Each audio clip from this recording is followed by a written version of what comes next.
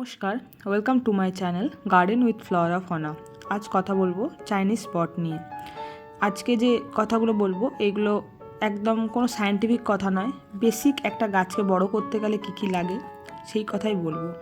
কারণ যারা নতুন নতুন বাগানি, যারা নতুন গাছ করছেন, ইনডোর দিয়ে শুরু করছেন, তাদের জন্য এই গাছটা একদম প্রপার একটা গাছ এক্সপেরিমেন্ট করার জন্য।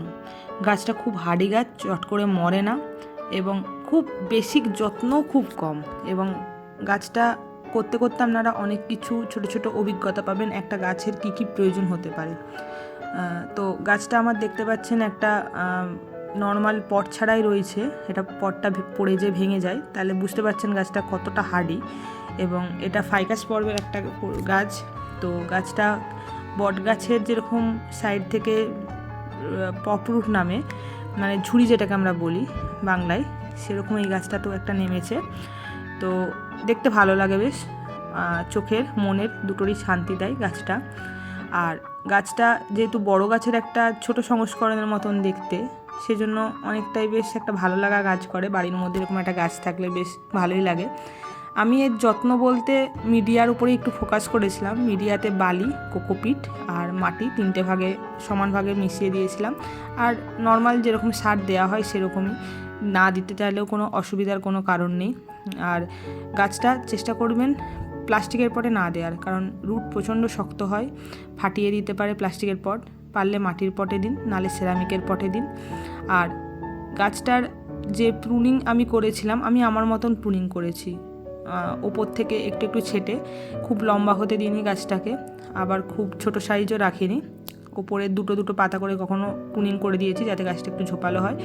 অনেক মানুষ এটা বনসাই করতে ভালোবাসে, কারণ বনসাই করার ক্ষেত্রে যারা বিগিনার্স তারাও এই গাছটা শুরু করতে পারেন। এই গাছের খুব হার্ডি গাছ, চট করে একদমই মরে না। এবং আমার এই গাছটাকে আমি রুট প্রুনিংও বহুবার করেছি।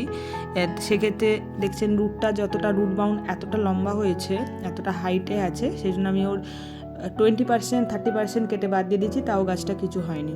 এই গাছটা আমার 1 বছর প্রচণ্ড রোদে বর্ষায় সবেতেই আছে, কিচ্ছু হয়নি। আর জল মাঝে মধ্যে দিয়ে থাকি, জল নিয়ে ভেবে চিন্তে জল দিতাম না। কোনো সায়েন্টিফিক ভাবনা চিন্তা এই গাছটা করার ক্ষেত্রে দরকার নেই, নর্মালভাবে এটা করা যায়, কোনো অসুবিধার কিছু কারণ নেই। এই গাছটা করতে থাকলে আপনারা অনেক কিছু অভিজ্ঞতা পাবেন। আর এই গাছের ছোট সংগ্রহ করুন, ছোট গাছ থেকে আপনারা যখন বড় গাছ করবেন অনেক কিছু জানতে পারবেন। একটা গাছকে বড় করার ক্ষেত্রে কী কী দরকার তার, সেই অন্য গাছ করার ক্ষেত্রে আপনারা অনেক অভিজ্ঞতা পাবেন। তো সেই জন্য আমি বারবার বলছি এই গাছ সংগ্রহ করলে ছোট গাছ সংগ্রহ করুন। তো এই হচ্ছে এর বেসিক কেয়ার। ভয় পাওয়ার কোনো কারণ নেই। এই গাছটা বাড়িতে থাকলে বা বাইরে থাকুক, যেখানেই থাকুক, মানে সবারই চোখ আকর্ষণ করবে একটা। তো সেই জন্য এই গাছটা করতে বলার। আর কি জানতে চাইছেন এই গাছের বিষয়ে কমেন্টে জানাবেন। আমি এই গাছের কোনো রকম সায়েন্টিফিক আলোচনাতে গেলাম না। আপনারা এই গাছটা দিয়ে শুরু করুন আর এভাবেই গাছ করুন, ভয় পাওয়ার কোনো কারণ নেই। Thank you for watching. আর কিছু জানার থাকলে কমেন্টে জানাবেন।